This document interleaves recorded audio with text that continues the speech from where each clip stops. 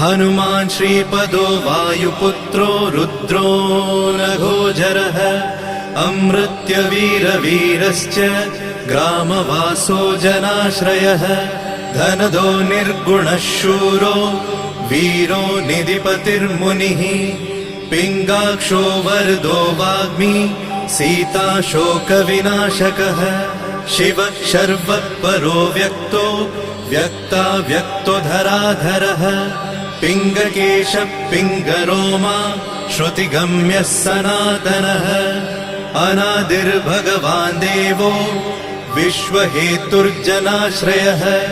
आरोग्यकर्ता विश्वेशो विश्वनाथो हरीश्वरः भर्गो रामो रामभक्तः कल्याणप्रकृतिस्थिरः विश्वम्भरो विश्वमूर्तिर्